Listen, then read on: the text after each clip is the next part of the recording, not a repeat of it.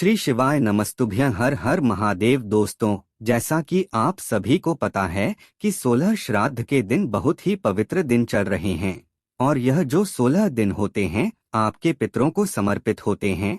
पितृलोक से आपके पितृ जो कि आपके पूर्वज हैं आपके घरों में आते हैं, भोजन ग्रहण करते हैं, खुश होते हैं और तर्पण की स्थिति में आकर के आपको आशीर्वाद दे करके जाते हैं, जिससे कि आपका परिवार फलता फूलता है। यह भी चीज ध्यान रखना, जब आप भगवान जी से किसी भी तरीके की कोई प्रार्थना करते हैं तो पूज्य गुरु जी ने कल्कि की कथा में जो कि कोटा में चल रही है, उन्होंने बताया कि आपका सीधा संपर्क जब भगवान से होता है तो उसमें कहीं ना कहीं आपके पितृदेवों का बहुत बड़ा हाथ होता है।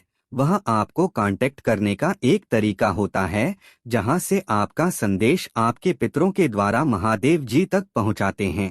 और आप सबको पता है कि जो पार्वती मैया है ना, जो पितृलोक हैं उन्हीं का है।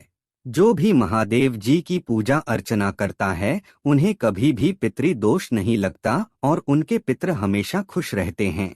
अगर आपकी कोई मनोकामना है, कोई विश है जो काफी समय से पूरी नहीं हो रही है, उपाय करते करते थक चुके हो, तो एक बार आप अपने पितरों का आह्वान करके इस वाले उपाय को करके देखिएगा। गुरुदेव ने कहा कि पितृपक्ष खत्म होते ही आपकी कामना पूरी हो जाएगी और अगर थोड़ा सा टाइम लग भी गया तो भी आपकी कामना जरूर पूरी होगी। ध्यान से सुनिएगा, करना कैसे है। बस आपको शिवलिंग के जलधारी के नीचे एक बेलपत्र रखना होगा।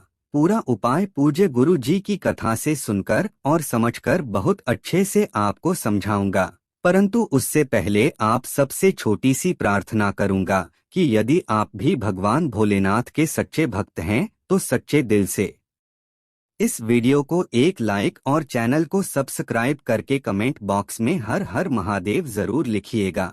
इस पूरे वीडियो के अंदर हम सिर्फ 2 उपाय के बारे में बात करेंगे जिससे कि आपकी मनोकामना की पूर्ति जरूर होगी। साथ ही साथ आपके परिवार में अगर किसी भी तरीके का कोई क्लेश या कोई बीमारी है ना, वह भी सारी दूर होगी। सबसे पहले बात कर लेते हैं पहले वाले उपाय की तरफ।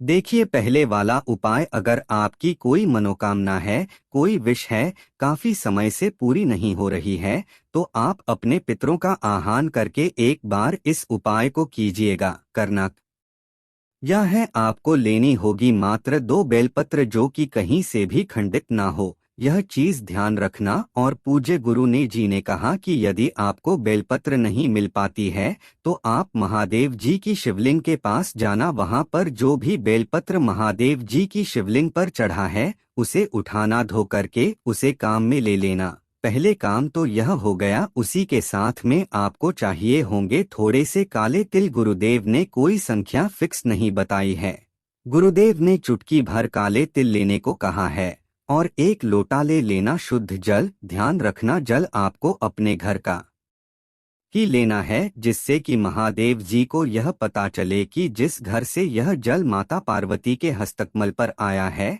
यह सिद्ध जल उनके पितरों को प्राप्त हो और उनके पितृ प्रसन्न होकर के उनकी कामना की पूर्ति करें। ठीक है, इन तीनों चीजों को लेकर के पहुंचना कहां पर? शिवलिंग के पास, मतलब कि महादेव जी के मंदिर में। जैसे ही आप यहां पर पहुंचेंगे, सबसे पहले आपको दक्षिण दिशा की तरफ मुंह करके अपने पितरों का आह्वान करना है। क्या करना है? दक्षिण दिशा की तरफ खड़े होकर के दोनों हाथ जोड़ करके अपने पितरों का आह्वान करना है कि मैं आपके लिए यह जल लेकर के आया हूँ, प्लीज इसे ग्रहण कीजिए, मेरी कामना को पूरा कीजिए। जो भी विनती करनी है वह दक्षिण दिशा की तरफ मुंह करके आपको कर लेनी है। ठीक है, कर लिया। उसके पश्चात आपको उत्तर दिशा की तरफ मुंह कर लेना है। ध्यान रखना, यह वाला जो स्थान होता है ना, यह वाला शिवलिंग के नीचे, जलधारी के नीचे आपके पितरों का स्थान वाला होता है। 16 श्राद्ध पक्ष के दौरान वह आपके आसपास ही होते हैं। उसके पश्चात आपको देखना है, सबसे पहले क्या करना है, जो आपने 1 बेलपत्र लिया है, यानी कि आपके पास 2 बेलपत्र है, उनमें से 1 बेलपत्र लेना और उसे शिवलिंग के ऊपर समर्पित करना। दांडी रहेगा, जलधारी के तरफ बड़ी वाली पट्टी का मुख रहेगा आपकी तरफ, और आपका जो मुख रहेगा वह उत्तर दिशा की तरफ। उसके पश्चात जो दूसरी बेलपत्र है ना, उस दूसरी बेलपत्र को आपको समर्पित करना होगा जलधारी के ठीक नीचे। लेकिन इसे समर्पित करने का एक काम है, ध्यान से सुन लीजिएगा। चिकना वाला हिस्सा नीचे की तरफ रहेगा और जो पट्टी रहेगी ना बड़ी वाली, वह रहेगी शिवलिंग के तरफ और दांडी रहेगी पीछे की तरफ, ठीक है। चिकना वाला हिस्सा नीचे की तरफ रहेगा, इस चीज का ध्यान रखना। फिर इस बेलपत्र को वहां समर्पित करना और इसी के ऊपर आपको क्या कर देना है, आपने जो काले तिल लाए हैं उसे थोड़े से काले तिल को यहाँ पर, यानी कि जो अपने नीचे जलधारी के पास जो बेलपत्र समर्पित किया है उसके ऊपर आपको रख देना है। उसके बाद एक लोटा शुद्ध जल मेरे देव आदि देव महादेव जी को समर्पित करना। ओम नमः शिवाय या श्री शिवाय नमस्तुभ्यम मंत्र का स्मरण करते हुए, और गुरुदेव ने कहा कि जो यह जल शिवलिंग से बहता बहता माता रानी के हस्तकमल से निकल करके आपके पितरों के ऊपर गिरता है ना, तो आप समझ जाइए कि आपके पितरों को वहीं पर तर्पण मिल जाता है। उन्हें फिर प्यास नहीं लगती है, उनकी प्यास बुझ जाती है। और आप जो भी खुले दिल से यहाँ पर मांग लेते हो ना, पितृ देवता आपकी सारी मनोकामनाएं पूरी जरूर करके जाते हैं। बस आपको कब ध्यान देना है, जब यह जल महादेव जी की शिवलिंग से बहता बहता माता रानी के हस्ताकमल पर गिरता है और माता रानी के हस्तकमल से सीधा जल आपके पितरों को जब यह प्राप्त होता है ना, इतने में ही आपके पितृ देवता तृप्त हो जाते हैं। फिर उनका कोई जन्म नहीं होता है, उन्हें मोक्ष मिल जाता है, आपकी सारी मनोकामना को पूरा जरूर करके जाते हैं। दूसरे वाले उपाय की तरफ देखिए, यह उपाय किन लोगों को करना है, तो अगर आपके परिवार में किसी को भी बीमारी बहुत ज्यादा है, शारीरिक बीमारियों के बारे में बात कर रहे हैं, शारीरिक किसी भी तरीके की कोई बीमारी है, शरीर में दर्द होना, खुजली होना, दाग धब्बे होना, किसी भी तरीके का पेट की समस्या है, कुछ भी है, तो बस एक लोटा शुद्ध जल लेना तांबे का और इसे अपने घर से पूरा भर लेना। इसे भर लिया शाम के समय पर, ठीक है ना। और अगर आपको मिल जाए इस तरीके से कुछ, तो कुछ का महत्व में कई बार अपने वीडियो में बता चुका हूँ, ठीक है।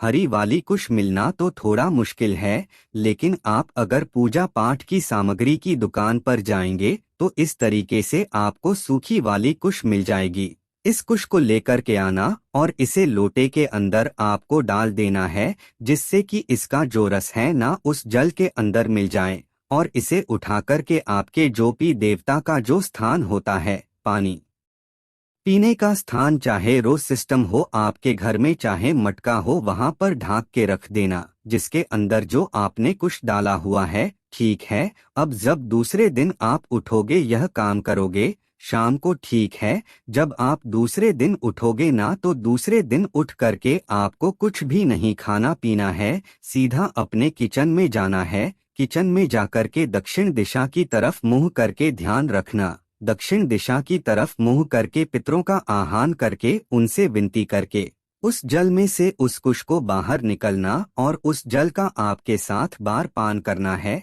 और देखिएगा जैसे ही आपकी श्राद्ध पक्ष खत्म होंगे और आप 2 से 3 बार इस उपाय को करके देख लीजिएगा, आपके शरीर में अपने आप ही आराम लगने लगेगा। कोई गोली दवाइयाँ की जरूरत ही नहीं पड़ेगी। यह दोनों उपाय बहुत ही ज्यादा खास और अद्भुत है, जरूर कर लीजिएगा। बीमारी तो दूर होगी ही होगी, साथ ही साथ आपकी चाहे बड़ी से बड़ी मनोकामना होगी ना, वह भी पूरी जरूर होगी। गुरुदेव ने जैसा बताया मैं वैसा आपको बताने का संपूर्ण प्रयास किया। अगर वीडियो पसंद आया हो और कुछ समझ में नहीं आया हो तो कमेंट बॉक्स में जरूर लिखिएगा, पसंद आया हो तो लाइक जरूर करना, चैनल को सब्सक्राइब जरूर करना। मैं मिलता हूँ आपसे अगले वीडियो में, तब तक के लिए ओम नमः शिवाय, जय महाकाल।